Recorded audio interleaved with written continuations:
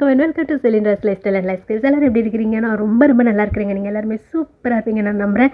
இன்றைக்கி நம்ம என்ன வீடியோ பார்க்க போகிறோம் அப்படின்னா, பெங்களூரில் இருக்கிற பெங்களூர் பேலஸ் தான்.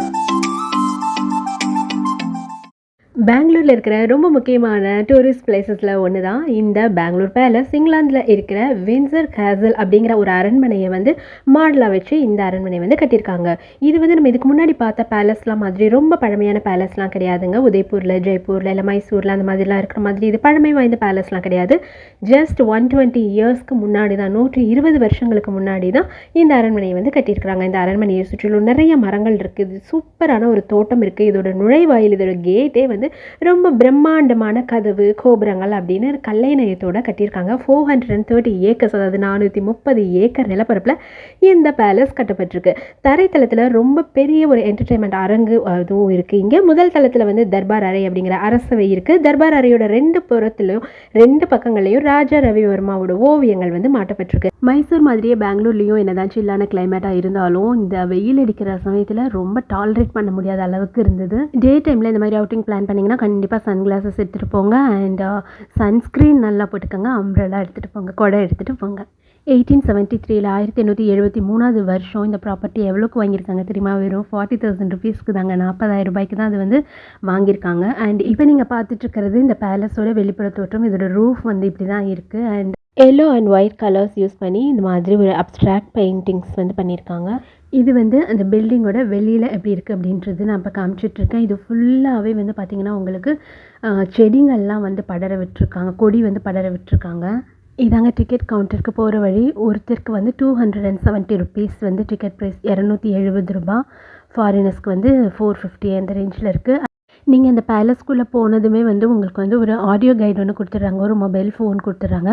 ஸோ அது வந்து ஏர்பாட்ஸோடு இருக்குது. நீங்கள் வந்து அந்த பேலஸ்குள்ளே எந்த இடத்துல நம்ம போய் நின்றுட்டு அங்கே ஒரு நம்பர் இருக்கும். இப்போ ஃபார் எக்ஸாம்பிள் வந்து அந்த ஹால்னு வச்சுக்கோங்களேன், அரண்மனை தர்பார்னு வச்சுக்கோங்களேன், ராஜ தர்பார்னா அங்கே வந்து நம்பர் 5 அப்படின்னு இருக்குன்னா அந்த 5 வந்து நம்ம ப்ரெஸ் பண்ணோன்னா அந்த இடத்த பற்றின டீட்டெயில்ஸ் வந்து உங்களுக்கு அந்த ஆடியோவில் வந்து கேட்கும். ஸோ இதுக்கு வந்து நம்ம என்ன பண்ணணும் அப்படின்னா, உங்களுடைய ஆதார் கார்டு வந்து நம்ம கவுண்டரில் வந்து ஒரிஜினல் சப்மிட் பண்ணணும்.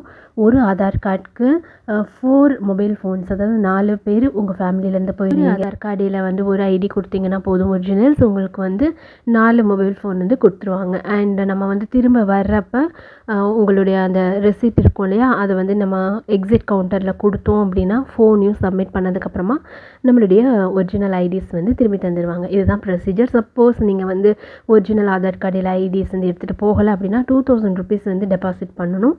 நீங்கள் வந்து அரண்மனையை வந்து சுற்றி பார்த்துட்டு வந்ததுக்கப்புறம் மொபைல் ஃபோனை கொடுத்துட்டு நீங்கள் அந்த டெபாசிட் மணியை திருப்பி வாங்கிக்கலாம். இந்த அரண்மனைக்குள்ளே வந்து ராஜாக்கள் பயன்படுத்தின ஃபர்னிச்சர், அது மாதிரி பெரிய ஒரு பியானோ, அப்புறமா வந்து அவங்க பயன்படுத்தின பொருட்கள், நிறைய பெயிண்டிங்ஸ், அப்புறமா ராஜாக்கள் ராணிகள்லாம் பயன்படுத்தின இது துணிகள் நிறைய வச்சுருக்காங்க. ஸோ இதெல்லாமே வந்து நீங்கள் பார்க்கலாம். இந்த அரண்மனையில் தான் வந்து சந்திரமுகி ஃபில்ம் வந்து ஷூட் பண்ணாங்க. அந்த பெரிய ஒரு டோர் வரும் இல்லையா, அந்த ஸ்பாட்டும் இங்கே தான் இருக்குது. ஸோ அந்த டோர் பற்றின எதில் செஞ்சுருக்காங்க அப்படிங்கிற டீட்டெயில்ஸ் எல்லாமே வந்து அங்கே இருக்குது.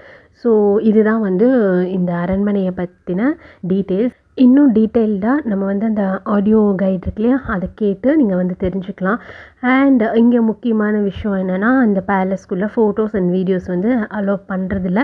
ஸோ எந்த இடத்து வரைக்கும் அலோவ் பண்ணியிருந்தாங்களோ அது மட்டும்தான் வந்து உங்களுக்கு நான் இப்போ இந்த வீடியோவில் காமிச்சிருக்கேன். ஸோ நீங்கள் பெங்களூர் போனீங்கன்னா கண்டிப்பாக இந்த பேலஸ் வந்து போய் பார்க்கலாம் தான், பார்க்க வேண்டிய ஒரு இடம் தான். ஆனால் வந்து ரொம்ப பழமையான அரண்மனை அப்படின்லாம் வந்து நினச்சிட்டு போகாதீங்க, அந்த மாதிரி இல்லை. அவுட்ஃபிட் செக் வந்து இப்போ பார்த்துடலாம். ஸோ நான் வந்து போனது நல்ல வெயில் அடிக்கிற சமயம் அப்படின்றதுனால காட்டனில் நல்லா எம்ப்ராய்டரி, மைல்டு எம்ப்ராய்டரி பண்ண top and cotton pant with embroidery, and அதுக்கு மேட்சிங் கம்மல் வந்து இந்த ஆரஞ்சு அண்ட் ஒயிட் மிக்ஸ் ஆன மாதிரி. ஸோ நல்ல வைப்ரண்ட் கலர்ஸ் வந்து பேண்ட்டில் இருந்தது. டாப் வந்து கொஞ்சம் மைல்டான கலர், ஆனால் அதில் வந்து கொடுத்துருக்குற அந்த எம்ப்ராய்டரி வந்து கொஞ்சம் ப்ளசண்ட்டான ஷேட்ஸ் இருக்கிற மாதிரி நான் சூஸ் பண்ணியிருந்தேன். ஏன்னா அது வந்து சம்மர் அப்படின்றதுனால, அந்த சமயம் வந்து வெயில் அடிக்கிற டைம் அப்படின்றதுனால நான் இந்த மாதிரி ப்ளசன்ட் ஷேட்ஸ் வந்து சூஸ் பண்ணியிருந்தேன். அண்ட் காட்டனாக இருந்தால் ஸ்வெட்டானால் கூட நமக்கு நல்லா அது வேர்வை உறிஞ்சிக்கும் அப்படின்றதுனால காட்டன் வந்து சூஸ் பண்ணியிருந்தேன். ஸோ இந்த மாதிரி டைமில் வந்து நீங்களும் காட்டன் மெட்டீரியல்ஸ் வந்து நிறையா யூஸ் பண்ணுங்கள். அண்ட் சன் கிளாஸஸ், அஃப்கோர்ஸ் ரொம்ப வெயில், அதனால் சன் கிளாஸஸ் வந்து நான் வந்து பேர் பண்ணியிருந்தேன். இந்த வீடியோ உங்களுக்கு யூஸ்ஃபுல்லாக இருந்திருக்கும்னு நினைக்கிறேன். இன்னொரு இன்ட்ரெஸ்டிங்கான யூஸ்ஃபுல்லான வீடியோவில் உங்களை மீண்டும் சந்திக்கிறேன். அது வரைக்கும் tata, bye bye, see you and take care.